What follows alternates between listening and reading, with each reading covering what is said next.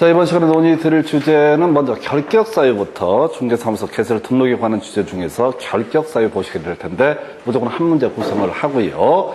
자, 일단은 대가리 따서 이제 외우셔야 되죠. 그래서 의미는 그렇습니다. 지압까지 못하는 것들. 그래서 우리 머리 글자 딸 때 미성한파 이렇게 외우셨죠? 그래서 미성년자라고 하는 것이 하나가 있게 될 것이고, 그 다음에 피성년 후견인, 피한정 후견인, 그리고 파산 선고를 받고 복권되지 아니한 자. 지압까지 못하는 것들은 중개업에 종사할 수 없고 자격증이 있다 할지라도 중개업을 하면 안 된다. 또 개설 등록도 받아주지 않는다라고 하는 거. 요렇게 하나 그림자 미성한파. 그 다음에 외우는 순서 이렇게 하자고 했어요. 집자업업으로 바꿔달라고 그랬어요. 그래서 집자업업 들어가면 어떻다? 이 사람들은 어떻다? 중개업에 종사할 수 없다. 의미가 사고 치고 나서요 처벌기간이 경과되지 않았다라는 의미를 가지고 있습니다. 집행유예 기간 중에 있는 자. 포인트 집 따야 돼요. 그래서 집행유예 기간 중에 있다는 얘기는 뭐죠? 자, 원래 교도소 가셔야 되는데 어떻게 한다?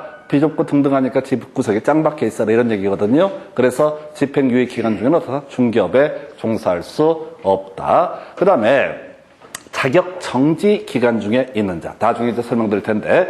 자, 소속 공인중개사라고 하는 사람. 앞에서 정의할 때 공인중개사 플러스 중개업무 수행, 공인중개사 플러스 중개업무 보조했던 사람이 소속 공인중개사인데, 소속 공인중개사가 일정한 사고를 치게 되면 어떻다? 이 IL에서 시도지사가 자격 정지 처분을 합니다. 자격 정지 처분이라는 얘기는 그 기간 중엔 최대 6개월까지 갈 텐데 중개업에 종사하지 말라 이렇게 얘기를 하고 있는 거야. 얘가 나와서 개설 등록을 한다. 이런 것들은 받아주지 않는다. 그 다음에 개업 공인중개사 어떤 사람 개설 등록을 한 자, 얘가 사고를 치게 되면요 업무 정지 처분이라는 걸 내립니다. 그래서 소공한테는 자격 정지 처분, 그 다음에 개공한테는 등록 환청해서 업무 정지 처분을 때리게 되는데, 업무 정지 기간 중에는 어떻다? 중개업에 종사하지 말라. 하나 더 어려운 게 나오는데 그건 뒤에서 설명을 드리겠고, 해서 자 집자업업 해서 처벌 기간 미경과하면 어떻다? 중개업에 종사할 수 없다. 세 번째, 자 바로 나오게 될 것이 3년 미경과라고 하는 것이 있죠. 그래서 금벌자개라고 하는 것 해서 금고 이상의 실형을 선고받고 3년이 경과되지 아니한 자. 그리고 제일 어려운 게 이 법을 위반해서 300 이상의 벌금을 선고받고 3년이 경과되지 아니한 사람. 그리고 자격이 취소가 되고 나서 자 3년이 경과되지 아니한 사람. 그 다음 마지막, 자 개설 등록이 취소가 되고 나서 3년이 경과되지 아니한 사람이란 의미. 물론 나중에 출제 포인트 어렵게 구성할 때는 개설 등록 취소 관련해서 두 가지 예외, 등록 기준 미달하고요. 그리고 또 하나 해산, 두 가지가 출제 포인트가 됩니다. 그래서 뒤에서 문제 가지고 접근해 가겠지만 항상 접근해 가실 때 중인자 이렇게 가면 앞에 뭐가 있어야 돼?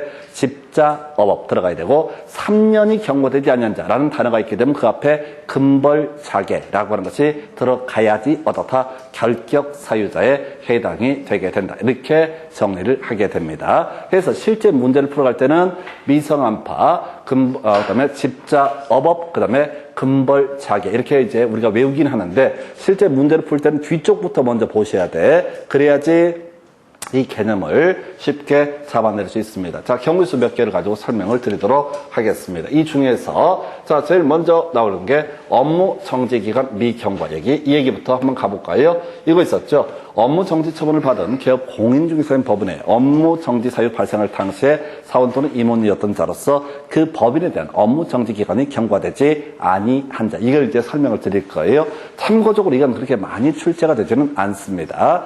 옛날에는 한참 유행하다가 요즘은 거의 안 나와요. 그래서 오히려 또 낼 때가 된 것 같기도 하고요. 그래서 이 부분을 설명을 드리면 이런 식의 구조가 되게 됩니다. 그래서 자 법인이라고 하는 것이 일정한 자격 요건을 갖추면 개업 공인중개사가 될 수가 있습니다. 자, 이 법인에 임원이라는 사람이, 자 갑이라는 사람이 5월 1일 날 임원이 되게 됩니다. 임원사원이라는 얘기는요, 일정한 지분권을 가지고 있거나 의사결정 권한을 가지고 있는 사람을 임원사원이라 부릅니다. 직원을 임원사원이라 부르지 않습니다. 그래서 5월 1일 날 이 사람이 이 회사에 입사를 했는데 이 법인에 대한 업무정지 사유가 5월 8일 날 발생이 되게 됩니다. 그러면 갑도 책임을 져야 되죠?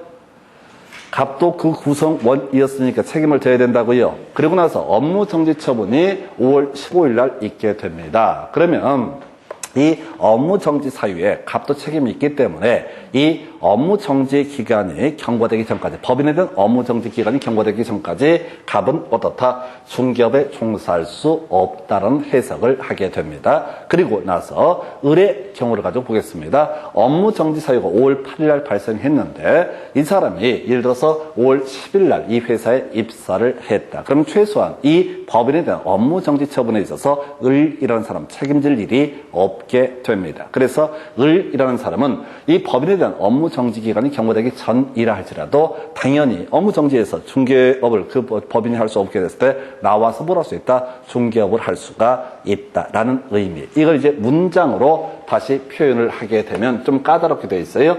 업무 정지 처분을 받은 법인인 기업 공인중개사의 업무 정지 사유 발생할 당시의 사원 또는 임원, 바로 갑을 의미합니다. 이 갑이라고 하는 사람은 이 법인에 대한 업무 정지 기간 최대 6개월까지 나중에 때리게 되는데 이 기간 중에는 어떻다? 중개업에 종사할 수 없다. 그러면 업무 정지 사유 발생한 후에 사원 또는 임원의 경우에는 어떻다? 이 법인에 대한 업무 정지 때문에 법인에서 일을 할 수 없어서 나와서 개설 등록을 하고 또 소속 공인중개사가 된다. 이런 것들도 가능하다. 이런 의미가 되게 됩니다. 그래서 이 표현 때문에 조금 까다로운 것 중에 하나가 되게 될 것이고요. 자, 그래서 굳이 보면은 경과되지 아니한 자, 그리고 중에 있는 자, 이런 식으로 해석을 하시면 좋을 거예요. 해서 자, 요게 하나 이슈가 되게 될 테고, 그리고 또 하나 이슈, 금벌자계라고 하는 이거 있었죠? 자, 3년 미경과라고 해서 금벌자계라고 해서 금고 이상의 실형을 선고받고 3년이 경과되지 아니한 사람, 이 법을 위반해서 300 이상의 벌금형을 선고받고 3년이 경과되지 아니한 사람, 자격 취소 3년이 경과되지 아니한 사람, 이건 되게 쉽고요. 그 다음에 개설 등록 취소, 나중에 쟁점 따로 설명을 드리겠습니다. 이 부분을 설명을 드리게 되면 이런 논리 구조가 되는 거야. 제가 자유형이라고 해서, 자, 지금 이제 금고 이상의 실형, 이게 이제 금고하고 징역을 얘기합니다. 금고라고 하는 것은 교도소에 들어가서 짱 박혀 있는 거야. 들어누워 있어도 됩니다. 노동 안 해도 됩니다. 이걸 우리가 금고라고 얘기를 해요. 이에 비해서 징역형이라고 하는 것은 원치 않아도 노역을 해야 되는 것을 징역형이라고 부르게 됩니다. 그래서 최근에 이제 박근혜 전 대통령 관련한 사건에서 징역형 일부 확정 판결 나왔거든요. 인터넷에 댓글 쓰는 것들이 있습니다. 뭐 좀 배웠다고 해가지고 박근혜는 징역 선고 받았는데 노역을 할까 안 할까? 노역 안 하면은 교도소장을 업무 태만인가 이걸로 고발을 한 해 만에 새끼들 그냥 좀 심합니다. 그래서 그 노인네가 일을 하면 얼마나 하겠어. 그냥 하여튼 간에 잘해봤자 봉투 붙일 텐데 그걸 갖고 이게 약을 바짝바짝 올려. 하여튼 간에 그렇다 치고, 하여튼 저는 이제 개인적인 생각으로 인터넷 댓글 쓰는 것들에 대해서 자격증 제도를 도입해야 된다. 이걸 강력하게 주장을 해요. 내가 그걸 교육을 시키고 싶은 거야. 어떻게 하면 댓글을 마음껏 쓸 수 있는지 쉽게 자격증을 따는 방법, 이런 걸 이제 연구를 해가지고 하여튼 밤에 잠안을 이렇게 별짓을 다 해요. 자, 그렇다 치고 지금 이제 도로교통법을 위반하든 공인중개사법을 위반하든 금고 이상의 실형 깜빵 갔다 온 애들은 어떻다? 3년 경과되기 전까지 어떻다? 중개업에 종사할 수 없다. 이런 식의 취지고, 제일 어려운 게 이거죠. 지금 벌금형이라고 해서 이 법을 위반해서 300 이상의 벌금형을 선고받으면 어떻다? 3년이 경과되지 않았을 때 중개업에 종사할 수 없다. 근데 다른 법, 도로교통법, 국가보안법 이런 거 위반해서 벌금형 선고받더라도 어떻다? 이때는 3년 경과되지 않더라도 중개업에 투입이 될 수가 있다라고 하는 거에서 소위 자유형, 금고 이상의 실형하고요, 벌금형 요 두 개의 차이를 가지고 제일 그나마 문제 구성 많이 하고 좀 까다롭게 구성한 게 이하이야, 이하이. 자, 이 법을 위반해서 어떻다? 벌금형 300 이상이라고 하는 거. 이게 출제 포인트로 구성을 하게 됩니다. 왜? 앞에 자유형은 이 법이든 저 법이든 별 상관이 없잖아요. 금벌자계 바로 치고 들어가면 되니까 금고 이상의 실형은 말장난 할 게 없어. 근데 자, 벌금형 같은 경우는 이 법이냐 다른 법이냐에 따라서 결격 사유가 되느냐 되지 않느냐 이런 변수가 발생하게 됩니다. 그래서 이렇게 보셨고요. 이제 또 하나 이슈, 개설 등록의 취소 관련한 부분을 한번 설명드릴까요?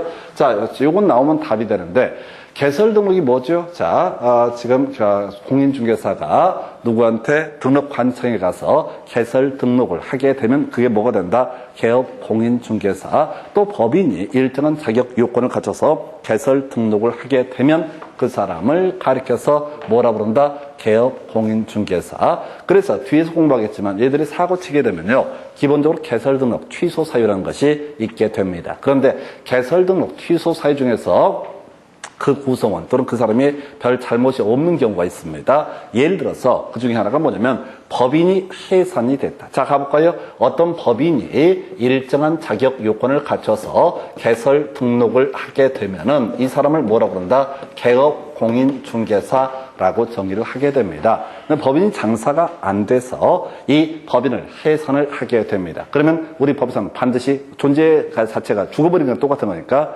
물론 이게 이제 원래 법에는 사망도 들어가. 사망은 큰 이슈가 안 되죠. 사망은 경우의 수가 절대적 등록 취소에는 들어간다. 여기서는 이슈가 안 될 테고, 다시 법인이 해산됐습니다. 돈이 안 돼서 문을 닫은 거야. 그럼 거기에 근무하고 있던 사람들, 자, 일단 중개사무소 개설 등록은 취소가 되고요. 그렇다고 해서 소속 구성원이 잘못한 게 하나도 없거든요. 그래서 해산의 경우에는 어떻다? 3년 경과되지 않더라도 중개업에 종사할 수 있다. 이렇게 이제 가게 되고, 또 하나가 개설 등록 기준 미달 나와 있죠. 이게 뒤에서 공부할 주제인데, 우리가 중개사무소 개설 등록을 하려면 중개사무소를 꼭 확보를 해야 됩니다. 자, 그런데 이런 경우 있다 하십시오. 내가 공인중개사고 그 다음에 개설 등록을 해서 개공이 됐습니다. 사장님이 되신 거야. 그런데 이 상태에서 망할 놈은 이 사무실에 불이 나가지고 홀라당 다 타버렸다. 구청 직원이 가다가 그걸 꼭 발견하고 지랄이야. 어머, 저기 중개사무소 소실됐네. 그래서 중개사 등록 기준 미달이 되니까 경우에 따라서 시키지 않은지 개설 등록을 취소를 할 수가 있다. 그러면 이때 개공한테 잘못이 있느냐? 잘못이 없는 거죠. 법적 요건을 충족을 못했기 때문에 개설 등록이 취소됐다 할지라도 이 사람 자체가 잘못한 건 없기 때문에 3년 경과되기 전이라도 다시 뭘 할 수 있다? 개설 등록 신청해서 자, 중개업에 종사할 수 있다. 해서 아닌 것 두 가지 해산하고요. 등록 기준 미달 등에 있어서는 뭘 할 수 있다? 3년 경과되지 않더라도 중개사무소 개설 등록을 할 수 있다. 이걸 이제 설명을 좀 드리게 되면 이런 구조가 되겠지요. 그래서 자, 원칙은요, 개설 등록 취소된 후 3년이 경과되지 않으면 중개업에 종사할 수 없다. 개설 등록 안 됩니다. 그런데 등록 기준 미달이라든가 해산에 있어서는 어떻다? 중개업을 할 수가 있다. 그래서 이 아이는 이렇게 구성을 하는 거야. 다음 중 개설 등록 취소 사유가 아닌 것을 고르시오 할 때 출제하는 게 뭐라고요? 등록 기준 미달로 바로 개설 등록이 취소가 됐을 때, 또는 뭐가 나올까? 자, 해산으로 등록자 바로 개설 등록이 취소가 됐을 때, 이렇게 해서 결국 이 파트에서 문제의 포인트는 그거죠. 개설 등록의 결격 사유인가 아닌가 이렇게 따져 물을 때 아닌 것으로 답을 뽑을 때 이 아이를 가지고 구성을 합니다. 그리고 또 아닌 것 중에 하나가 뭐가 되겠어요? 다른 법을 위반해서 300 이상의 벌금을 선고받았다. 이것도 개설 등록의 결격 사유가 아니게 된다라고 할 거. 나머지는 그냥 단순하게 다 결격 사유. 그래서 굳이 또 보면 법인인 개업 공인중개사에 대한 업무정지 처분이 떨어졌다고 쳤을 때 업무정지 사유 발생한 후에 임원 또는 사원이 됐던 사람, 이 사람도 없다. 결격 사유자가 아니다. 이런 식으로 가게 됩니다. 어쨌든 결격 사유자 파트는요, 무조건 1년에 한 문제가 구성이 되고 만만치가 않습니다. 근데 이건 무조건 맞춰줘야 되는 그런 지문이야. 다시 정리하고 다음 주제 설명을 드리도록 하겠습니다. 이렇게 되어 있죠. 자, 먼저 미성한파라고 해서 미성년자, 피성년 후견인, 피한정 후견인, 그리고 파산 선고를 받고 복권되지 아니한 사람은 어떻다? 중개업에 종사할 수 없고 개설 등록도 할 수가 없다. 뒤에 문제 보시겠지만 최근에 나왔던 게 피특정 후견인 이렇게 툭 튀어나오는데 내용을 보면 뒤져버리는 거야. 그냥 공식으로 미성한파, 피특정 후견인이 뭡니까? 몰라요. 나도 그게 뭔지. 최소한 그건 제한 능력자는 아니야. 제한 능력자는 미성년자, 피성년 후견인, 피한정 후견인. 자, 뭐 지겹게 얘기하지만 또 한번 체크해볼까요? 피성년 후견인, 국가가 보증하는 사람입니다. 완전히 맛이 갔다고. 지금 돌아가셨지만은 그 롯데그룹의 신격후 회장 마지막 가시는 길에 그 형제들이 맞짱 뜨게 되면서 아빠를 바로 피성년 후견인을 만들어서 그 이제 아빠를 그 만드는 게 중요한 게 아니라 이게 이제 우리 국민들이 법에 대해서 더 이렇게 무지하거든. 그래서 피성년 후견제도가 있다는 것을 홍보대사로 활동하셨던 것이 신격호 회장이 고인되시기 전에 했던 일이고요. 피한정 후견 역시 국가가 법원에서 보증하는 사람입니다. 가끔 마시고 왔다 갔다 한다라고. 그래서 이걸 이제 미성년자, 피성년 후견인 피한정 후견인이라고 하는 거, 얘들이 바로 뭐가 된다? 결격 사유자 이렇게 가게 됩니다. 이게 제한 능력자고 결격 사유자에 해당이 되게 됩니다. 파산 선고는 이렇게 설명드려서 국가가 빚잔치하고요. 자, 7년치는 보통 7년인데 7년치에 파산 선고를 받게 되면 아주 끝장입니다. 자본주의 시스템에서는 거의 해결이 안 돼요. 살아 돌아올 수가 없어요. 카드도 안 되고 아무것도 안 돼. 해서 이런 사람이 파산 선고를 받고 복권되지 아니한 사람. 그래서 이게 현실적으로는 그런 경우가 많습니다. 아저씨가 만약에 큰 사업을 하다가 몇십억 부도를 내고 돌아가셨다라고 했을 때 그 상속인한테 그 빚이 승계가 되게 되죠. 그때 상속인들이 하는 것 중에 하나가 파산 선고를 받게 됩니다. 그 빚에서 자유로워지는 거예요. 근데 이때 이제 그런 경우는 법원에서 면책을 인정을 해주기 때문에 어떻다? 그때는 별 문제가 안 되고, 요거랑 같이 연계해서 보실 주제가 우리가 대리행위 관련해서 겁나 많이 나오는 것 중에 하나가 대리권의 소멸 사유라고 하는 것이 있었죠. 그래서 대리권의 소멸 사유, 뭐가 있어? 사성파라고 해서 사망, 성년 후견 개시, 그 다음에 파산 선고라고 하는 거. 거기는 피한정 후견은 소위 대리권의 소멸 사유가 아니다라고 해서 나중에 사성파라고 하는 거 그냥 되는 대로 외우시는 거야. 이게 이렇게 외우시다 보면 나중에는 대가리만 둥둥 떠다니고 남는 게 별로 없는 것 같은 느낌이 듭니다. 근데 더 놀라운 건 시험 보다 보면 또 그게 기억이 난다는 거야. 그래서 그냥 되는 대로 단어 단위로 음절 단위로 끊어서 외우실 것.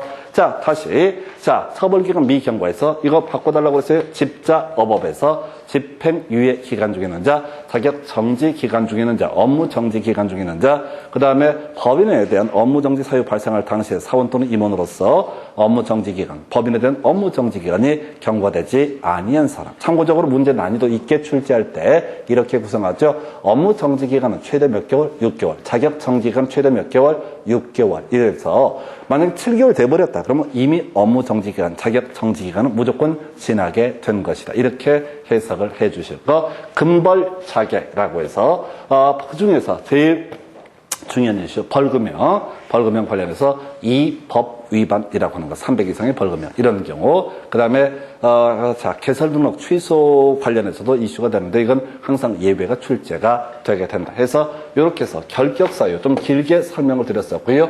줄줄 꿰셔야 됩니다. 자, 이제 결격 사유가 아니라고 전제하고 이제 중개사무소 개설 등록을 하고자 합니다. 그럼 이제 중개사무소 소재재판을 등록 관청에다가 개설 등록 신청이라는 것을 하게 됩니다. 다시 그림 외우도록 하겠습니다. 국토교통부 장관의 소관사무라고 하는 거 다시 갑시다. 거래정보사업자, 거래정보사업자의 지정이라고 하는 거 누가 한다? 바로 국토교통부 장관. 협회에 대한 설립인가라고 하는 거 누가 담당한다? 국토교통부 장관. 여기서 파생되는 주제로서 공제사업에 관련한 내용도 국토부 장관이 소관사무가 되게 된다. 시도지사 시험 시행했었고요. 자격증 교부했었고요. 그리고 나서 실무교육, 연수교육의 주체가 될 것이고 마지막 자격 취소 처분이나 자격 정지 처분은 누가 담당한다? 시도지사가 담당한다. 그럼 나머지 모르면 다 누가 한다고요? 등록관청, 시군구청장을 공인중개사법에서는 등록관청이라는 용어를 쓰게 됩니다. 그래서 가볼까요? 자, 공인중개사가 바로 중개사무소를 개설하고자 할 때 개설 등록 신청일 기준 1년 내에 시도지사가 실시하는 실무교육을 받았어야 된다. 그래서 결국은 이제 공인중개사 플러스 실무교육 요건을 갖추게 되면 어떻다? 개설 등록 신청을 할 수가 있다라고 할 것. 자, 그 다음에 아까 중개사무소 확보를 해야 된다. 가설 건축물은 포함되지 않는다. 요즘은 거의 이슈 안 되고 있고요. 그래서 두 가지죠. 실무교육하고요. 두 번째 이슈가 돼야 되는 것이 실무교육 플러스 바로 사무소 확보하게 되면 어떻다? 이때 중개사무소 개설 등록을 할 수 있다. 여기서 이슈가 될 게, 자, 얘기는 하나 빠져 있는데 뒤에 지문 가지고 볼 텐데 소속 공인중개사는 개공 못 합니다. 소속 공인중개사는 개공을 할 수 없습니다. 이중 소속의 문제가 터지기 때문에 현재 소공인대 개설 등록을 하고 싶으면 뒤에서 공부할 주제지만 고용 종료 신고라고 해서 그 가게에서 나와야 돼. 프리가 돼야 돼. 프리가 돼야지 뭘 할 수 있다? 개설 등록을 할 수가 있다라고 할 것. 그 외 쟁점으로서 변호사라고는 계속 사회적으로 이슈가 되고 있죠. 요거는 이제 한 6, 7년에 한 번씩 구성하는 그런 주제가 될 텐데 변호사도 개설 등록 기준을 적용을 받게 됩니다. 그래서 변호사가 이 중개업을 하고 싶으면 첫 번째 공인중개사 자격을 갖춰야 되고요. 두 번째 실무 교육 이수해야 되고요. 세 번째가 사무소 확보 이런 요건을 모두 갖춰야 어떻다? 바로 중개사무소 개설 등록 신청을 할 수가 있다 해서 하여튼 잊어버릴만 하면 변호사 업계 중에서 가끔 획기적인 아이템이라고 그래서 요거 중개업하겠다고 튀어나오는데 안 되죠. 그거는 이제 정권이 바뀔 문제입니다. 전국에 한 10만 가까운 중개업자들이 가만히 있겠냐고 확 죽여버린다고 그러지. 그래서 촛불 들게 돼 있기 때문에 택도 없는 짓거리를 하고 있는 거예요. 그래서 모르겠어요. 그 중개사 관련해서 그 변호사 중에 가끔 그런 짓거리 하는 놈들이 있는데 아마 제가 보기엔 뭐 다른 이유가 있는 것 같아. 법을 해석을 못해서 그런 것 같지는 않고 그냥 하여튼간에 변호사는 어떻다? 개설 등록 기준을 적용을 받는다. 이렇게 가야 될 것이고요. 주된 출제 이슈가 되는 것은 바로 법인이라는 것이 출제 쟁점이 되게 100% 한 문제 구성하는 것 중에 하나가 법인 개업 공인중개사의 개설 등록 기준이라고 하는 거 살펴보겠습니다. 먼저 자본금 상법상 회사라고 하면 자본금 5천 이상일 것. 거기에 이제 회사란 말이 유한회사, 합자회사, 한명회사, 주식회사 막 바꿔치기 할 수 있어요? 그럼 회사는 얼마? 자본금 5천 이상. 별것도 아닌데 겁나 답을 많이 뽑아. 상법상 회사인 법인의 경우 어떻다? 자본금 5천 이상일 것. 아직 안 나왔는데 법령 개정 때문에 사회적 협동기업 또는 사회적 협동조합이라고 하는 것은 바로 자본금 요건을 충족하지 않아도 된다. 해서 그런 거 있잖아요. 사회적 협동기업 이런 게 뭐냐면 뭐 장애를 가지고 있는 분들을 많이 고용을 했다든가 이런 식의 법인의 경우에는 자본금 5천 요건을 충족하지 않더라도 개설 등록 신청할 수 있다. 얘는 사회적 상법상 회사가 아니잖아요.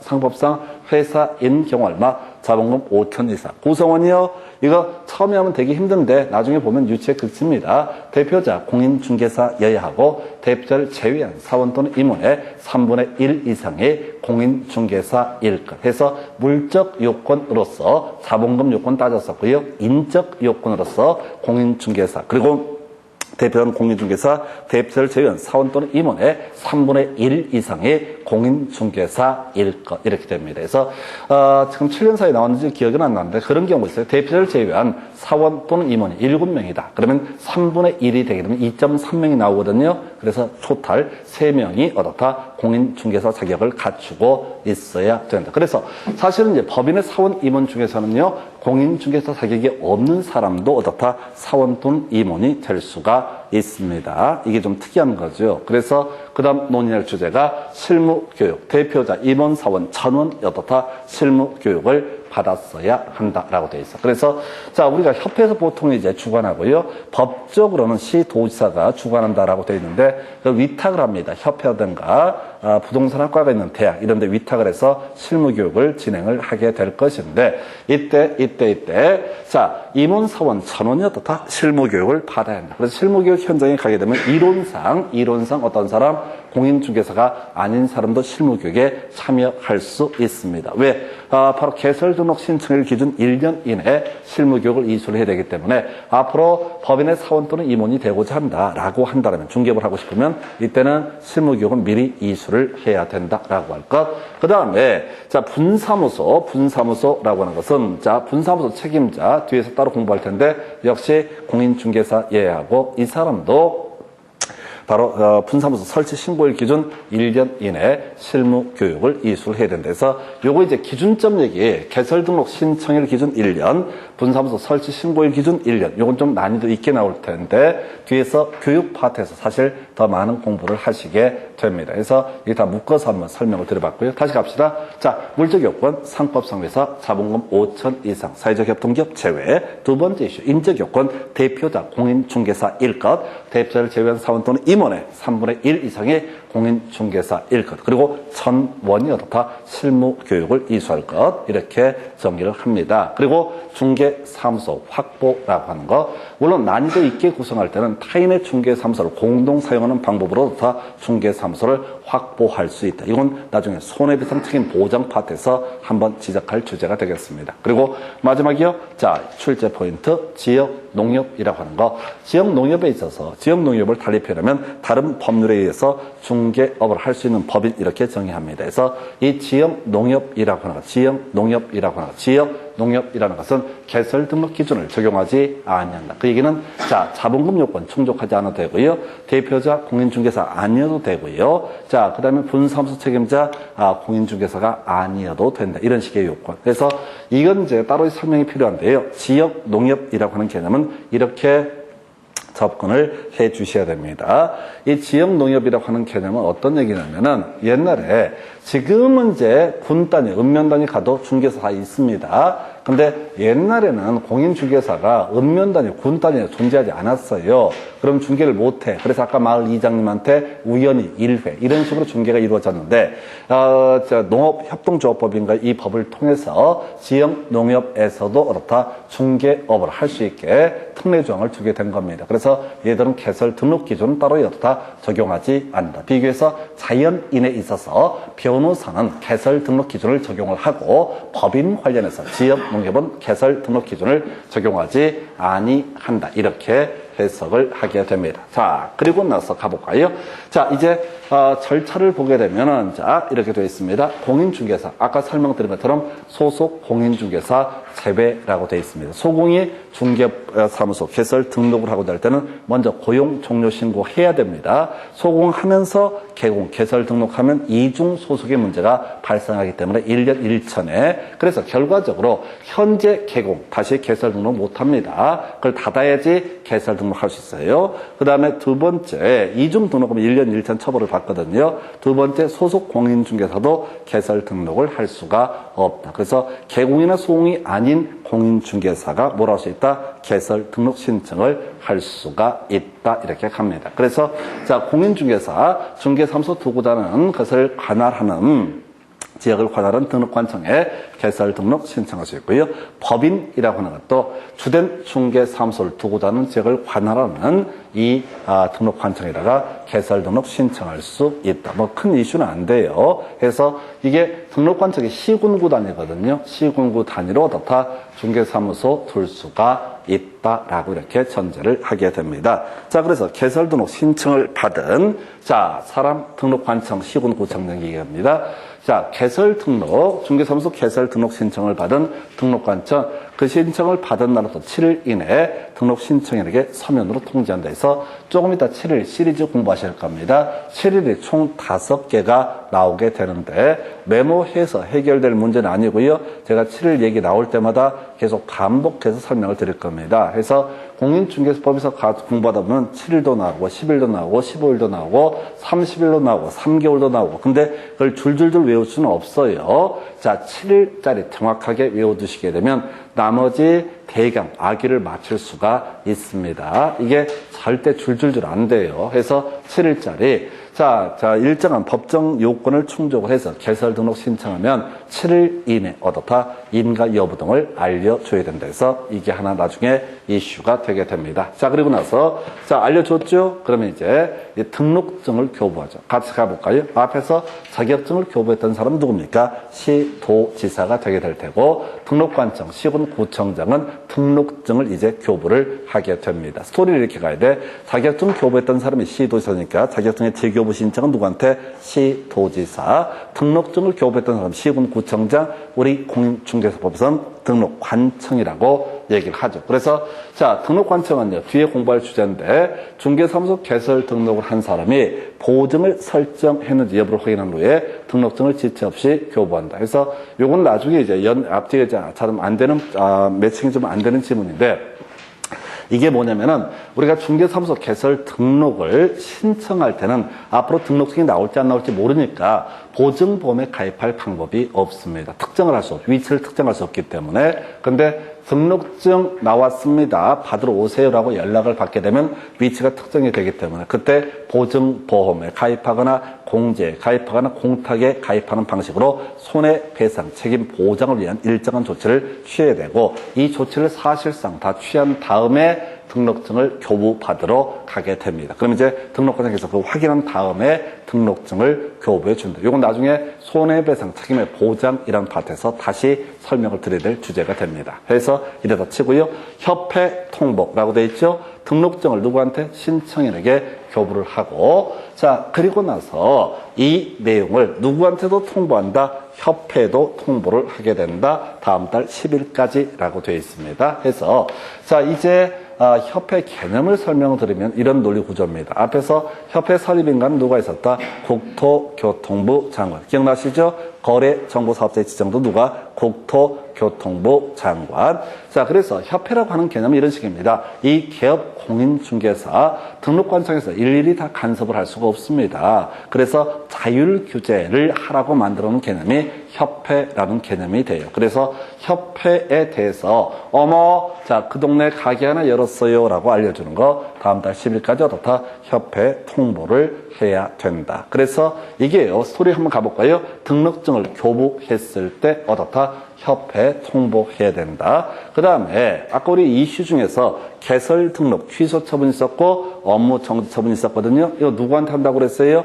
바로 개공한테 하는 처분입니다. 아예 가게문을 확 닫게 하는 것을 개설 등록 취소 처분. 그 다음에 일정 기간 최대 6개월까지 중개업을 할 수 없게 막아버리는 것을 업무 정지 처분. 그래서 개공에 대해서 개설 등록 취소 처분하거나 개공에 대해서 업무 정지 처분하면 그 동네 협회에서 알고 있어라 라는 취지로 이것도 통보를 해주게 됩니다. 뭐 찔러라 이거지. 뻔뻔스럽게 장사하고 있으면 찔러버리라 이런 얘기지. 그래서 하여튼 그러다 치고 그 다음에 신고를 받은 때 나와 있죠. 해서 나중에 이제 외울 때는 뭐 교취정신 이런 식으로 외우게 되는데 그냥 다 다음 달 10일까지 어떻다? 협회 통보한다. 단순하게 가셔야 돼.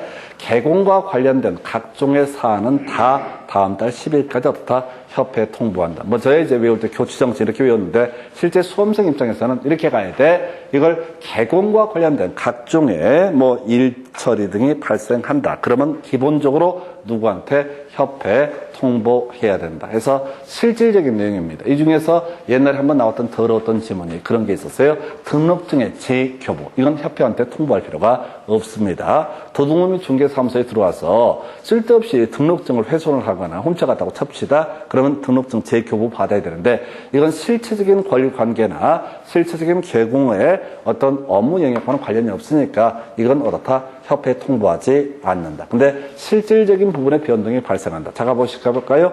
등록증을 교부했다. 그러면 이제 중개업할 수 있거든요. 개설 등록 취소 처분이나 업무 정지 처분은 영원히 또는 일정 기간 동안 중개업을 해서는 안 된다. 그 다음에 신고들 보니까요. 분사무소 설치 신고. 이건 법인만 해당됩니다. 이전, 휴업, 그 다음에 뭐 폐업, 뭐 이런 것들, 그 다음에 고용신고 등 해서 중개업과 관련해서 개공하는 각종 신고 등에 대해서 다 바로 협회에 통보를 해라라고 하는 거예요. 그래서 요거는 한 번에 안 돼요. 논리 구조를 어떻게 잡아야 되냐면 협회자 개공에 실질적인 중개 업무와 관련된 각종의 신고라든가 각종 처분 등이 있게 되면 어떻다? 협회 다음 달 10일까지 통보해야 된다. 그래서 이거는 하나하나 다 외워서 휴부를 보려면 너무 힘들어져요. 아까 제가 공인중개사 정책심의위원회 의결사항 그걸 다 외워서 보는 게 아니라 자 다시 머릿속으로 생각해야 돼. 따라야 한다라고 하는 거. 자기업 취득에 관한 사항은 어떻다? 따라야 한다. 이런 식으로 포인트 한두 개의 쇼부를 봐야 되지. 그걸 6개, 7개, 8개를 제가 일부러 드린다고 해서 여러분들이 외울 수가 없어요. 봐봐요. 이렇게 뒤지게 강의를 해도 졸려 죽으려고 그러잖아. 그래서 하기 싫었는데 사모님이 하라고 그래갖고 놀면 뭐하냐 밤에 가서 쓰긴 하나 따와라. 쥐가 자신은 쥐가 따면 되지. 아무래도 그래도 우리 집에서 제일 똘똘한 사람이 누구냐. 이 얘기에 쏘가가지고 이게 중개사증 따라올 때 제일 안 된 케이스가 그거야. 가족 회의를 하다가 그래도 우리 집에서 그나마 좀 머리가 굴러간 사람이 누굴까 했을 때 나를 하필이면 또 지적을 해. 그렇다고 또 아니라고 우기기도 뭐하고, 그래서 오신 분들은 미쳐버리겠지, 졸려 죽겠고, 그런 얘기 또 듣고, 들은 얘기 또 듣고, 이게 지금은 좀 나아요. 조금 이제 한순간 더 돌게 되면, 아, 진짜 내가 문제도 만들겠다, 이 생각이 되게 됩니다. 그럼 더 하기 싫어져. 그리고 이제 마음은 급해지고 그냥 버티시면 됩니다. 그래서 다시 협회 통보 다음 달 10일까지 개공의 어떤 업무 등과 관련된 영역, 행정처분 등에 대해서 어떻다 다음 달 10일까지 협회 통보. 나중에 중간중간에 이전 신고, 폐업 신고, 고용 신고 이런 거 할 때도 지문 하나 툭툭툭 던져놓게 됩니다. 다음 달 10일까지 바로 협회 통보를 해야 된다라고 하는 거. 자, 이렇게 하나 보셨고요. 그 다음에 이제 등록증 이제 교부까지 된 상태입니다. 이제 이분이 이제 중개업 등을 이제 실질적으로 해갈 텐데, 자, 아까 우리 7일내 얘기 한번 체크 한번 하고 가겠습니다. 한 번에 암기 안 돼요. 해서 개설 등록 신청했을 때 어떻다 7일 이내에 이 내용을 신청인에게 통지를 해줘야 된다. 그리고 어렵지 않은 거 있었죠?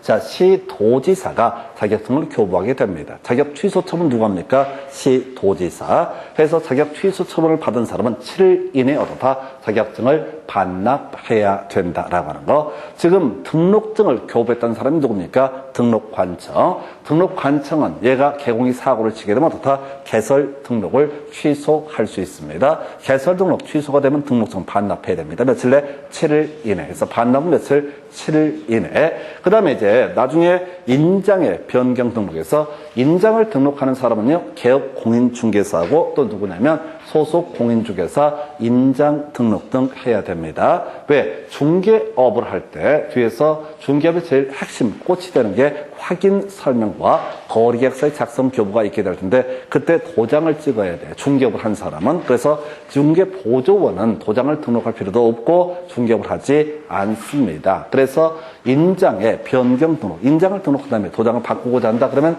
바꾼 지 7일 이내에 어떻다? 변경 등록을 해야 된다. 이렇게 가야 될 것이고요. 마지막 정보 공개. 제일 나중에 중요한 이슈가 될 텐데 전속 중개 계약을 체결하면 이 중개 대상물에 관한 정보, 일간신문 또는 거래정보망에 7일 이내에 공개를 해야 된다라고 하는 거. 그냥 듣고 버리시면 돼. 자, 신청 있으면 며칠 내? 7일 내. 그 다음에 자격증 등록증 반납 며칠? 7일 이내. 인장의 변경 등록은 며칠? 7일 이내. 전속 중개계약을 체결하면 이 개공이 독점적으로 중개를 할 수가 있게 되거든요. 독점적으로 중개해야 되는 대신 이 중개업에 중개에 좀 혼신의 힘을 다해야 돼. 그 얘기가 7일 내에 광고 붙일 것. 해서 바로 정보 공개까지 뒤에서 매번 보시게 될 주제 7일짜리 살펴드렸고요. 그 다음에 이제 검토 드리게 될 주제 개공 등의 금지 행위. 앞에서 우리가 공인중개사의 금지 행위라고 하는 것은 다른 사람에게 자기의 성명을 사용해서 중개업을 하게 하거나 자격증 양도 대여 등 어떻다 금지가 된다. 그리고 다른 개업 공인중개사의 자격증을 양수 대여를 받는 것도 금지가 되게 된다. 자, 어찌어찌해서 지금 개설 등록 신청해서 개설 등록을 했습니다. 그러면 개업 공인중개사 이중으로 중개사무소 개설 등록을 해서는 아니 된다. 하면 나중에 1년 1천입니다. 오늘 벌칙 공부 안 했는데요. 자, 벌칙 모르면 다 뭐라고요? 1년 1천. 나중에 묶어서 3년 3천만 외우시면 끝장이 나는 거야. 그 다음에 이중 소속 금지가 됐죠? 앞에서 몇 개 질문 보셨어. 개공은 다른 개업 공인중개사의 사원 임원이 법인 개업 공인중개사 사원 임원이 되거나 또는 다른 개공의 중개보조원 또는 소속 공인중개사 등 될 수 없습니다. 또 소속 공인중개사도 2개 이상의 중개사무소에 소속이 된다거나 이런 것은 어떻다? 허용되지 않는다. 중개보조원도 다른 개업 공인중개사 등에 어떻다? 소속이 돼서는 안 된다. 둘 다 1년 1천의 처벌 사유가 되게 됩니다. 그래서 아까 해석할 때 소속 공인중개사는 고용 종료 신고가 있기 전까지는 개설 등록을 할 수가 없다. 만약에 그게 소속 공인중개사 개설 등록하면 이중 소속의 문제 발생하게 될 테고요. 그리고 아까 해석을 통해서 개업 공인중개사도 또 개설 등록을 하는 것은 원칙적으로 허용되지 않는다. 가계분 닫아야 돼. 폐업을 먼저 해야지 개설 등록을 할 수 있는 것이 개공인 상태에서 또 한 번 등록하면 이중 등록의 사유에 걸리게 된다. 해서 자, 이 사실 이중 등록이나 이중 소속 얘기는 큰 이슈는 안 되고요. 아까 보시다시피 지문에 툭툭툭 던져주는 그런 지문에 유형이 되게 됩니다. 그리고 등록증의 양도대에 어떻다? 금지가 되게 된다. 해서 어렵지 않아요. 기업 공인중개사가 다른 사람에게 자기의 성명 또는 상호로 사용해서 중개 업무를 하게 하는 것은 어떻다? 허용되지 않는다. 자, 우리 앞에서 자격증의 양도대여랑 같이 비교하면 다른 사람에게 자기의 자격증을 양도대여하는 것 금지가 되고요. 다른 사람에게 자기의 성명을 사용해서 중개 업무를 하게 하는 것은 금지가 되게 됩니다. 그런데 등록증 파트에서는 자기의 성명 또는 상호를 사용해서 중개 업무를 하게 하는 것은 금지가 된다. 이게 뭔 소리냐면 자격증에는 성명밖에 안 나와요. 상호가 없죠. 중개업을 할지 안 할지 모르니까. 근데 등록증에는 뭐가 나온다고요? 상호도 나오게 되니까 이 개공은 상호가 있으니까 상호로 사용해서 중개 업무를 하게 하는 것 역시 금지가 되게 된다. 등록증의 양도대여 당연히 어떻다? 금지가 되게 된다. 이에 대응해서 빌리는 것도 당연히 어떻다? 금지가 되죠. 다른 사람의 성명 또는 상호로 사용해서 중개 업무를 하거나 다른 사람의 등록증을 양수 대여를 받는 것도 어떻다? 금지가 되게 된다. 그래서 아까 28회인가 27회 때 자격증 양도 대여하고 등록증 양도 대여 두 개 묶어서 한번 출제를 했던 적이 두 문제로 나왔던 적이 있습니다. 내용 별로 어렵지 않아요. 자, 그리고 나서 검토 드리게 될 게 중개사무소의 설치 등에 관한 주제 보겠습니다. 아까 지문 한번 보셨죠? 사무소 한 개만 설치를 할 수 있다라고 해서 자, 기업 공인중개사 그 등록관청 관할구역 안에 중개사무소를 두 대, 한 개 중개사무소만 둘 수 있다. 이런 것들은 뭐 나오면 감사하죠. 거의 안 나옵니다. 두 번째, 임시 중개시설물의 설치 금지가 되게 됩니다. 떴다방 금지가 돼. 이런 것들은 나와도 절대 답이 안 돼요. 그냥 던져주는 지문의 대표적인 케이스.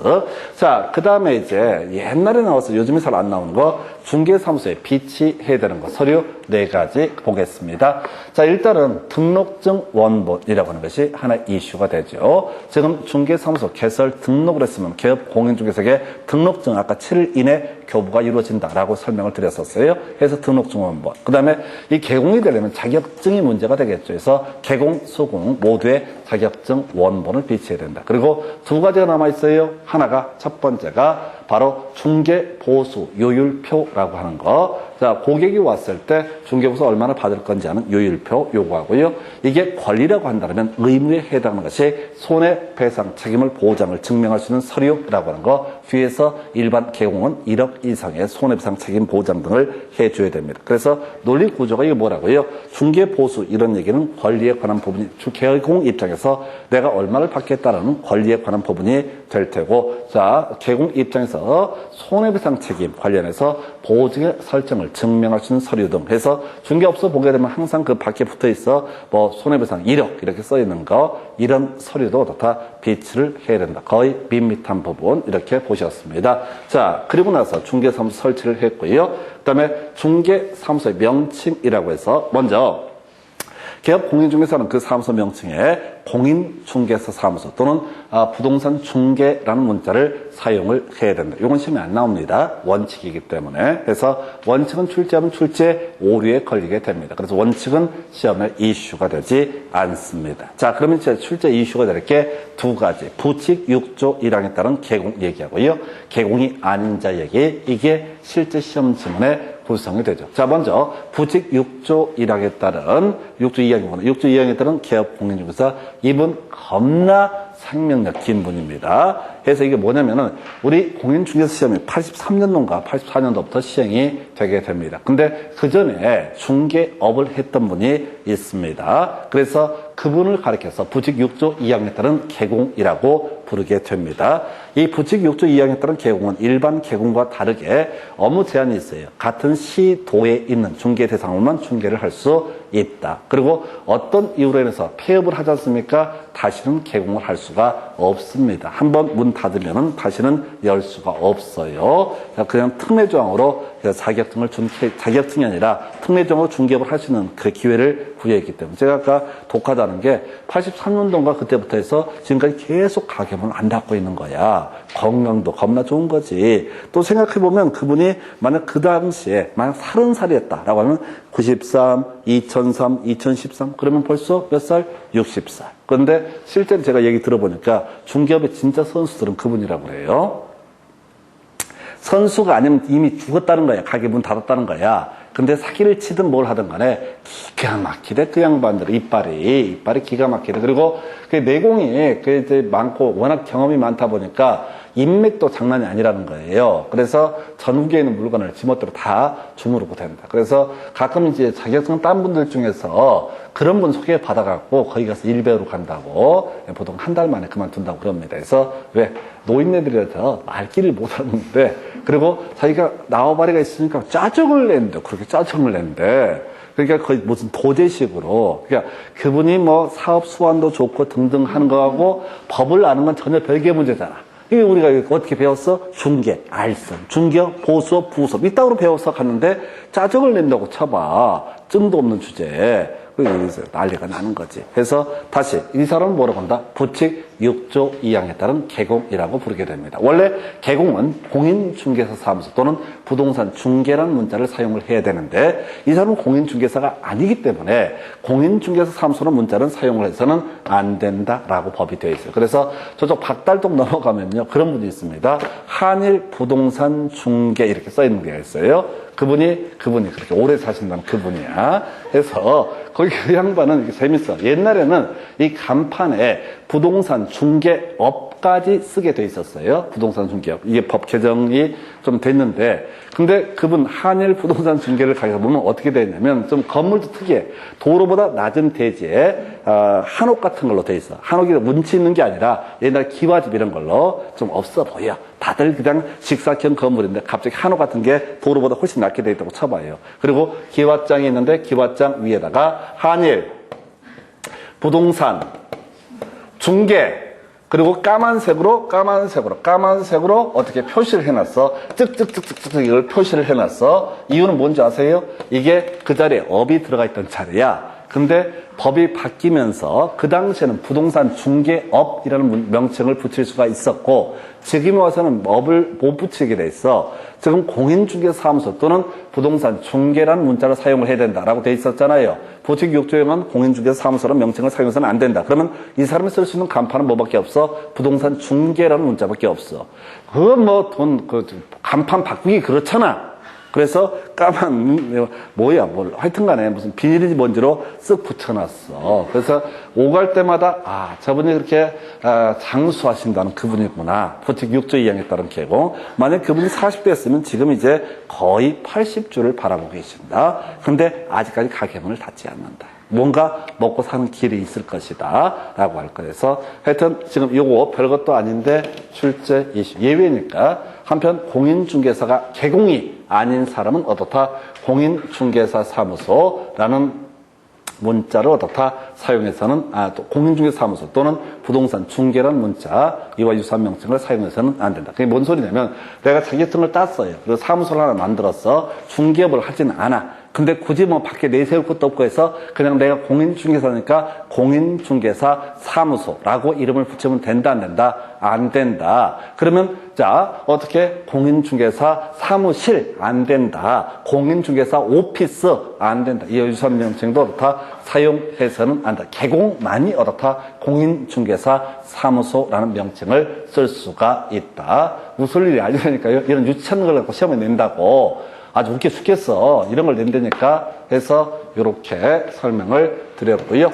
자, 그 다음에 이제 5개 광고물. 키워드 뭘까요? 5개 광고물. 한 뭐라고요? 성명. 예, 끝납니다. 5개 광고물은 뭐라고요? 성명. 외울 게 뭐라고요? 5개 광고물은 뭐라고? 성명. 자, 소리부터 가겠습니다. 간판 얘기하게 되는 겁니다. 간판을 뭐라고 한다? 5개 광고물이라고 부르게 됩니다. 다른 얘기 다 필요 없고 5개 광고물에는 어떻다? 성명을 표기를 해야 된다. 자, 지난번 문제에서 뭐 연락처를 표기한다 이렇게 해서 틀리게 나왔던 적이 있습니다. 그래서 동네 혹시 돌아다니시다 보면은요, 중개업소 중에서 성명이 표시가 안 된 간판들이 가끔 있습니다. 그분이 어떤 분이냐면 자격증 빌려가지고 중개업 하시는 분들이에요. 근데 이것들이 좀 가르쳐놓으면 한 6개월 지나게 되면 바로 또 독립을 해서 나가잖아. 나가서 어떻게 큰 돈을 내가 다 벌거든. 불길한 예감에.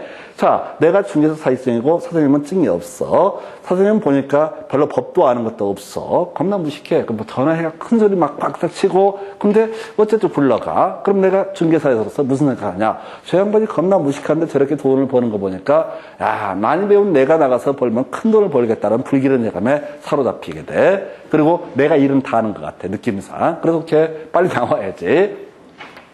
나와서 가게를 문을 열어. 그리고 이제 한 3개월 만에 다시 은퇴를 하지. 해서 이게 일보다 월라벨이라고 하나요? 휴식의 중요성을 깨닫게 되는 거지. 해서 3개월 동안 개고생하고 나서 이게 만만치가 않구나 해서 다시 가게 문을 닫게 된다. 뭔 얘기하다가 옆으로 썼어요? 성명. 아까 그분 나가셨잖아. 그럼 또 간판가리 돈 들어가니까 어떻게 성명을 아예 표기를 안 한 경우가 있다. 그래서 우리가 기억하실 주제는 뭐라고요? 개공, 5개 광고물을 설치하는 경우 꼭 설치할 의무는 없습니다. 설치 만약 하게 되면 어떻다? 자, 성명을 표시를 해야 된다. 그래서 이제 이게 되게 간단해 보이는데 이슈를 삼아내야 돼요. 성명이라는 것을 표시를 해야 된다. 성명을 표시를 해야 된다. 성명을 어떻다? 표시를 한다. 그래서 성명이 뭐가 있어요? 대표자의 성명 나오겠죠?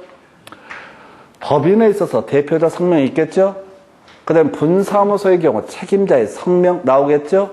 해서 그 다음에 개공은 그냥 성명. 그래서 실제 문제가 구성이 되는 것은 뭐라고요?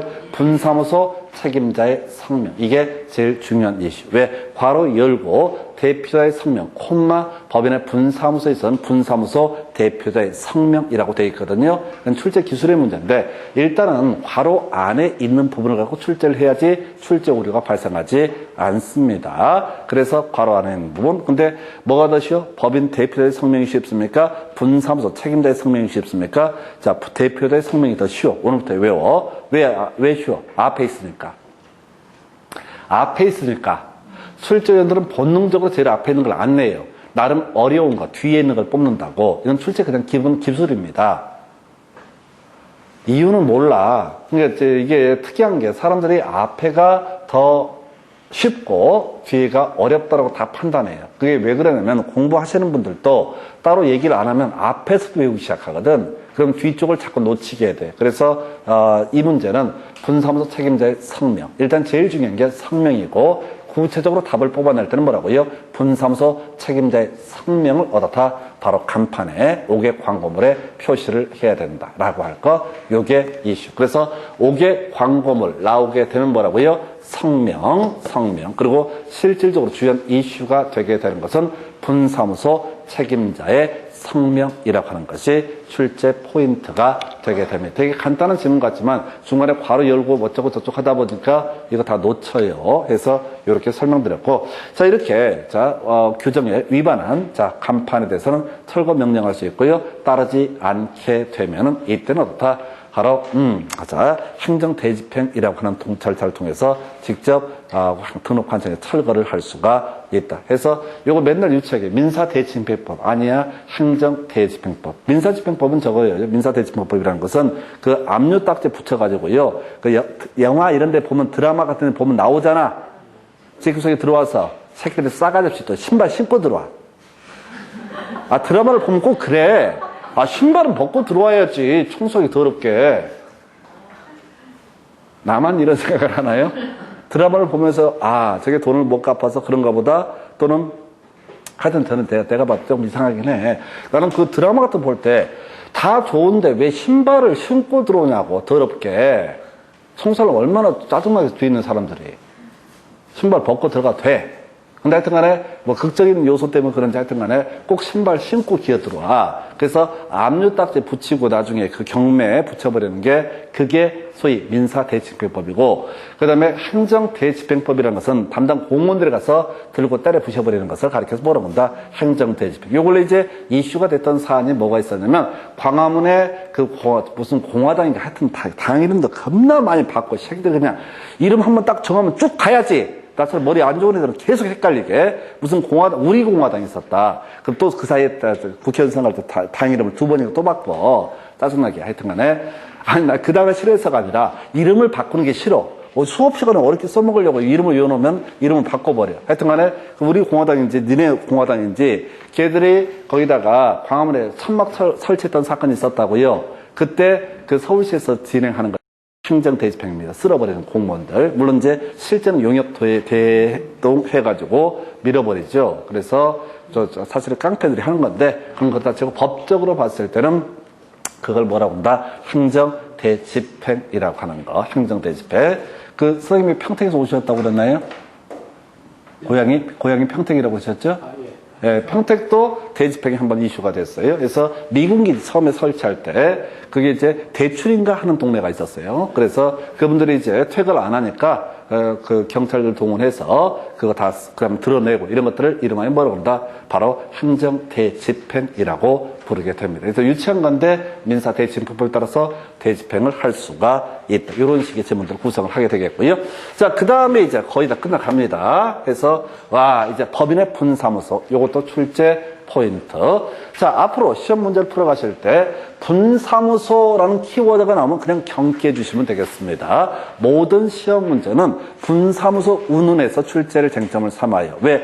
법인인 기업 공인중개사 할 때 뒤에 뭐가 항상 붙어? 분사무소라는 개념이 나오게 되고, 그래서 공부를 할 때 제일 많이 공부한 사람이 뭘 공부해요? 분사무소. 나중에 이전신고, 휴업신고 이런 거 할 때도 항상 분사무소라는 것을 갖고 출제 이슈를 삼게 됩니다. 그냥 분사무소라는 단어 자체에 몰입을 하셔야 돼요. 아까 간판 얘기할 때도 분사무소에 있어서는 분사무소 책임자의 성명을 얻어다 바로 간판에 표시를 해야 된다. 이런 것들이 이슈가 됩니다. 그래서 자, 일단 분사무소 설치라고 해서 자, 일단 개인인 기업 공인중개사는 분사무소 설치할 수 없습니다. 법인인 기업 공인중개사만 얻어다 분사무소를 설치할 수 있다. 가볼까요? 분사무소. 주된 사무소 소재지가 속한 시군구를 제외한 나머지 시군구별로 설치하되 시군구별로 한 개소를 초과할 수 없다라고 해서 예를 한번 들어볼까요? 서울시 서초구에 주된 사무소를 둔 법인 기업 공인중개사가 있습니다. 이 사람이 의정부에다가 분사무소를 설치할 수 있고요. 천안에다가 분사무소를 설치할 수 있고요. 부산시 동래구에다가도 뭘 할 수 있다? 분사무소를 설치할 수 있다. 그러나 서초구 자체는 분사무소 설치하는 것은 허용되지 않을 것이고요. 동래구에 2개를 만들 수는 없고 나머지 시군구에다 최대 몇 개? 1개소까지. 자, 지난번 데이터 찾아보다 보니까 우리나라 지자체가 232개라고 그래요. 시군구가. 그래서 이론상 232개의 사무소가 있을 수 있죠. 주된 사무소 하나이다. 나머지는 다 분사무소 이런 식의 구조가 되게 됩니다. 그래서 하여튼 이런 게 있겠고 책임자 겁나 중요하지 원칙 예외 둘 다 출제가 돼요. 해서 바로 법인의 중사무소는 기본적으로 공인중개사를 책임자로 두어야 한다라고 하는 거. 왠지는 몰라. 되게 많이 중요해. 그래서 일반적인 법인 있지 않습니까? 일반적인 법인이 중개사무소 개설 등록을 하게 됩니다. 그럼 이제 분사무소라고 하는 것을 설치한다고 했을 때 그 분사무소 책임자 어떻다? 공인중개사를 책임자로 두어야 한다. 이것도 출제 이슈, 예외도 출제 이슈. 앞에서 우리가 지역농협 같은 경우는 중개사무소 개설 등록 기준을 적용하지 아니한다. 다시 가겠습니다. 법인의 개설 등록 기준. 첫 번째 이슈, 물적 요건이라고 해서 자, 상법상 회사의 경우 자본금 5천만 원 이상일 것, 사회적 협동기업 제외라고 돼 있었고, 두 번째 인적 요건, 대표자는 공인중개사여야 하고 대표자를 제외한 사원 또는 임원의 3분의 1 이상이 공인중개사일 것. 이게 자, 기본 요건이었었고요. 두 번째 큰 덩어리로 실무교육에서 대표자, 임원사원 전원하고요. 그다음에 분사무소 책임자 모두 어떻다? 실무 교육을 이수해야 된다. 그래서 이게 이제 주된 사무소 같은 경우에는 개설 등록 신청일 기준 1년 이내가 될 것이고 분사무소는 나중에 설치하는 거니까 설치 신고일 기준 1년 이내 실무 교육을 이수해야 된다. 중개사무소 확보해야 되고요. 다만 지역 농협에 있어서는 어떻다? 개설 등록 기준을 적용하지 아니한다. 바로 이 얘기입니다. 지역 농협이 분사무소를 설치한다라고 했을 때 이때는 이 공인중개사를 자, 책임자로 두지 않아도 된다. 둘 다 출제 이슈. 그리고 분사무소 얘기에서 가장 중요한 이슈가 되는 것은 오늘 말씀의 주제 주된 사무소 소재지에다가 분사무소 설치 신고를 하게 됩니다.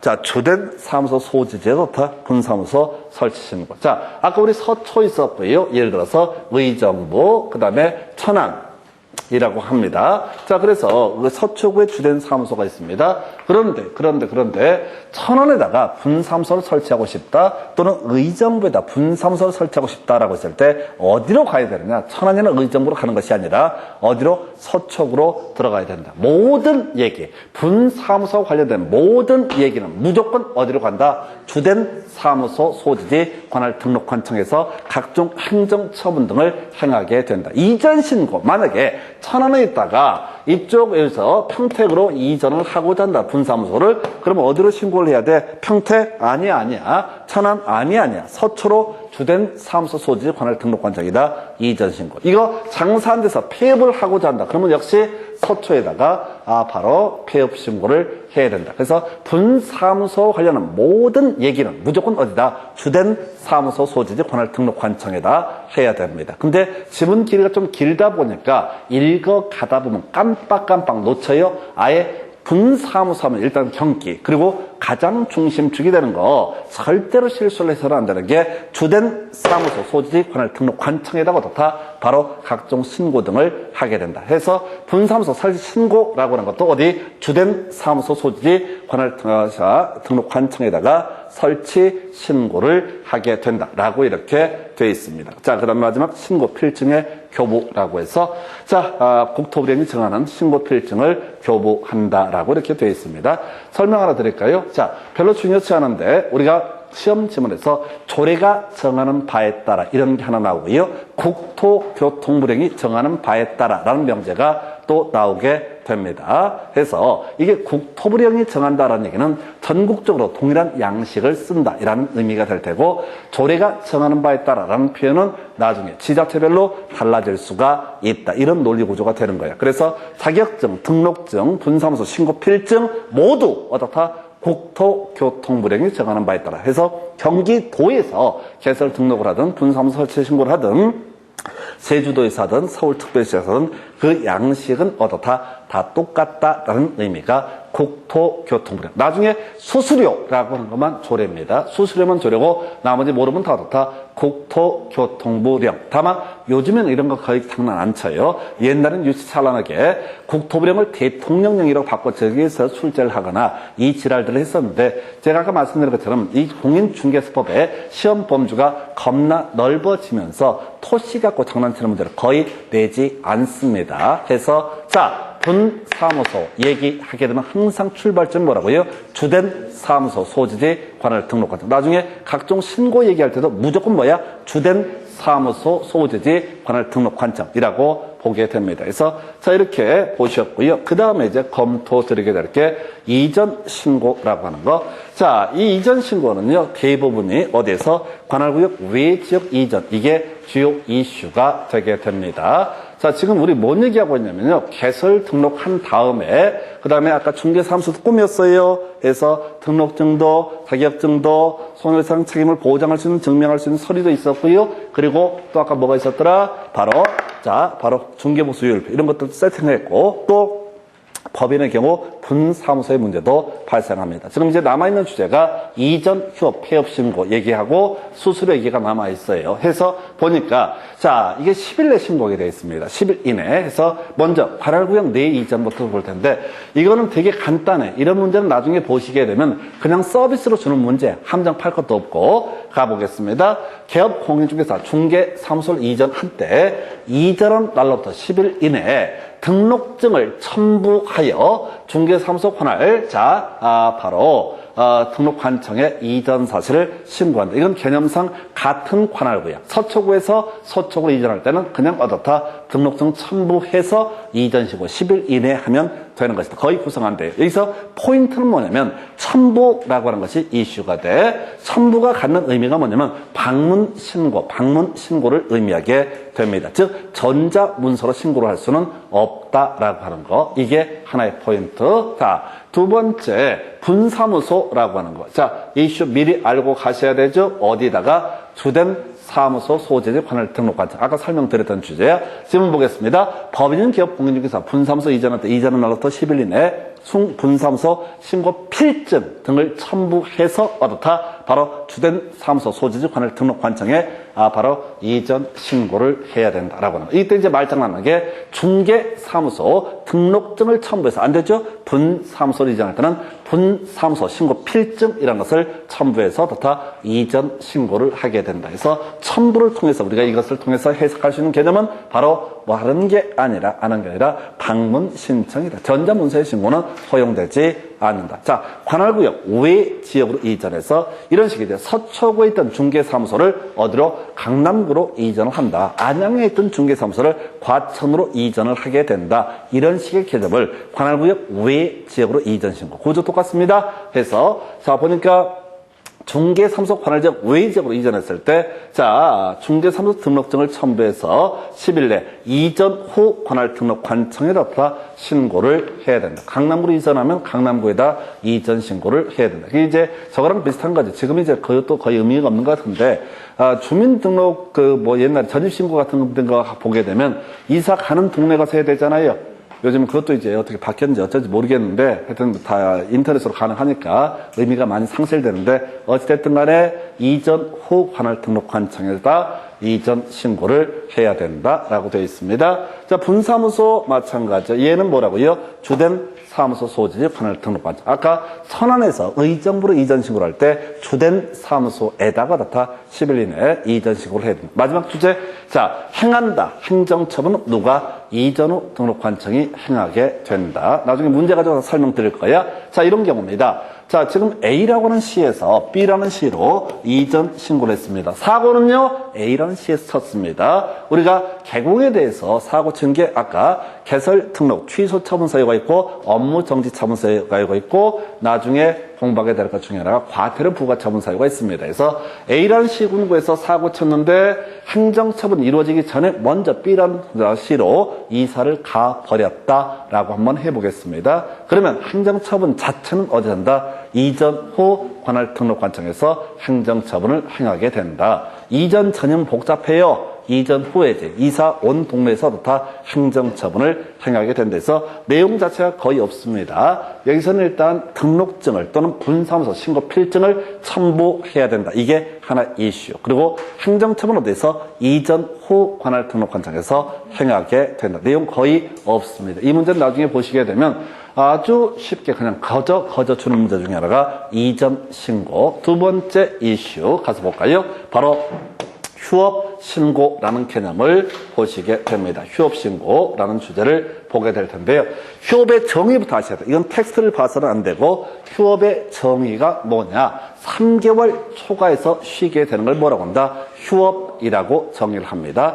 3개월을 초과해서 쉬는 걸 뭐라고 한다? 휴업이라고 정의를 합니다. 3개월 초과해서 쉬는 걸 뭐라고 본다고요? 휴업. 그럼 3개월까지 쉬는 건 어떻다? 휴업이 아니다라고 하는 거. 그 게으름 피우는 거다 이렇게 해석하는 거야. 3개월 초과해서 쉬는 걸 뭐라고 한다? 휴업. 그래서 출제 포인트 이하이죠. 중개사무소 개설 등록을 하고 3월을 초과해서 업무를 개시하지 아니한 경우 나와 있죠? 이게 바로 뭘 해야 된다? 휴업신고. 얘는 나온 답이 돼요. 왜? 나머지는 간단하잖아. 3개월 초과해서 휴업하는 경우는 너무나 쉬우니까 출제 이슈가 안 되고, 자, 중개사무소 개설 등록하고 나서 3개월 초과해서 업무를 개시하지 않고 있다. 그럼 이때도 휴업신고의 대상이 되게 됩니다. 자, 기간요 기본적으로 6월 이내가 되게 됩니다. 다만 불가피한 사유, 자, 바로, 질병, 그 다음에 징지, 취약, 이런 사유가 있으면 6개월 초과해서 휴업할 수 있다. 원래 안중에 나중에 지문 보면은 항상 이 6개월을 가지고 3개월 초과해서 휴업할 수 이렇게 말장난하는 건데 출제 포인트 안 되고 답이 되는 이슈 뭐라고요? 중개사무소 개설 등록 후 3월을 초과해서 업무를 개시하지 아니한 경우. 이게 첫 번째 출제 이슈. 두 번째요. 방문 신고라고 되어 있습니다. 해서 자, 지금 휴업 신고를 하고자 하는 사람은 중개사무소 등록증을 첨부해서 미리 신고를 해야 된다. 해서 나중에 미리만 가지고 문제를 구성하는 게 있습니다. 아까 이전 신고는 10일 이내 해야 되고요. 폐업 신고, 나머지 재개 신고, 변경 신고 다 미리 하게 됩니다. 그래서 자, 내릴 게 없으니까 좀 디테일하게 구성을 해요. 그래서 미리 신고한다. 그래서 이걸 통해서 우리가 추론해낼 수 있는 거 당연히 이것도 방문 신고니까 전자문서엔 신고는 어떻다? 허용되지 않는다. 지금 등록증을 들고 가야 돼. 그러니까 전자문서엔 신고, 전자신고는 허용되지 않는다라고 할 것. 자, 그리고 나서요. 자, 지금 휴업 신고가 된 상태에서 변경신고, 좀 더 예를 들어서 4개월 쉬고 돼서 휴업신고를 했는데 한 달 더 쉬어야겠다. 그럼 변경신고 하면 되는 거고요. 5개월 시기로 계약을 세웠었는데 일이 잘 처리가 돼서 4개월 만에 다시 중개업을 재개하고 싶다. 그러면 어떻다? 재개신고라고 하는 거. 보통 일반적인 의미에서 휴업기간을 약간 늘리거나 이런 것이 뭐가 될 테고 변경신고가 될 테고 휴업기간을 단축한다는 개념, 뉘앙스가 바로 뭐가 된다? 재개신고라고 하는 거. 예, 이건 자, 전자문서에서 신고할 수 있습니다. 왜? 이미 아까 휴업 신고를 할 때 중개사무소 개설 등록증 이미 등록관청에 내버렸거든요. 굳이 갈 이유가 없기 때문에 어떻다? 전자문서의 신고도 가능하다. 이렇게 해석을 하게 됩니다. 자, 그다음 폐업 신고요. 자, 등록증 첨부해야 되고요. 역시 미리 신고를 해야 된다. 당연히 해석상 폐업 신고에 있어서도 뭐는 문제가 되지 않는다. 전자문서의 신고라는 것은 허용될 수가 없다. 해서 이전 신고, 휴업 신고, 폐업 신고는 방문 신고라는 개념으로 해석을 해 주실 것, 요렇게 보셨고. 주로 이제 문제는 휴업 신고에서 출제가 되겠죠. 그 다음 마지막 주제가 되나요? 해서 검토를 해보게 될 게, 자, 아까 우리 간판 철거 관련해서 지체 없이라고 되어 있습니다.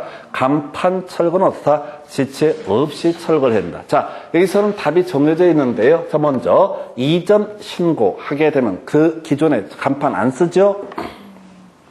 이전 신고라면 기존의 중개사무소를 안 쓴다는 얘기 아니에요. 그러니까 간판 지체 없이 철거해야 된다. 폐업 신고하면 그 가게 안 쓴다는 얘기죠? 당연히 지체 없이 간판 철거해야 된다. 그리고 나서 이슈가 되는 게, 또 뭐가 있을까요? 이전 신고, 그 다음에 폐업 신고, 개설 등록, 취소 처분이 있게 되면 문 닫으라는 얘기입니다. 아까 개공에 대한 행정처분 중에서 개설 등록 취소 처분은 영원히 문을 닫는 걸 얘기하고 업무 정지 처분은 최대 6개월까지 가게 문을 못 열게 만드는 거예요. 그래서 자, 개설 등록 취소 처분이 있으면 어떻다? 이때도 지체 없이 간판 철거. 근데 항상 시험 문제 함정에 파는 게 전형적인 문제가 휴업 신고는 어떻다? 간판을 철거하지 않습니다. 근데 이제 공부할 때 이전 휴업, 폐업을 묶어서 공부하다 보니까 항상 여기서 착각하고 수험생이 실수하는 것이 이전 신고에 있어서 어떻다? 지체 없이 간판 철거, 휴업 신고에 있어서 지체 없이 간판 철거. 이게 이제 함정이 되는 거예요. 이게 이제 같은 영역이다 보니까 실수를 할 수 있는 영역이 되게 됩니다. 해서 요거 보셨고, 마지막 주제가 되는 오늘 주제에서 수수료 납부 대상. 아까 우리가 자, 자격증, 등록증, 분사무소 신고 필증 다 국토교통부령을 정하는 바에 따른다라고 해서 전국적으로 동일한 양식이다. 그런데 뭐라고요? 수수료라고 하는 것은 조례가 정하는 바에 따라 해서 이 수수료 내용이 없는데 그렇게 또 많이 나와요. 해서 일단은 제가 이렇게 설명을 드립니다. 수수료 납부 대상은요, 삥을 뜯을 때는 뭔가 좀 새로운 일을 해보겠다고 했을 때 삥을 뜯게 된다. 그 자리에 멈춰 있으면 삥 뜯지 않습니다. 해서 뭔가 새로운 일을 해본다. 중개사무소 개설 등록 신청할 때 조례가 정하는 바에 따라 똑같은 논리구조가 분사무소 설치 신고 같은 구조죠. 중개사무소 하나 더 여름꼴이잖아요. 그 다음에 특이한 것이 바로 자격시험에 응시하는 경우 있죠. 이거 좀 이따 따로 설명드려야 되고, 나머지는 뭐가 있어? 재교부 신청했죠. 자격증의 재교부 신청. 두 번째, 등록증의 재교부 신청, 군사무소 신고필증의 재교부 신청. 논리구조 가볼까요?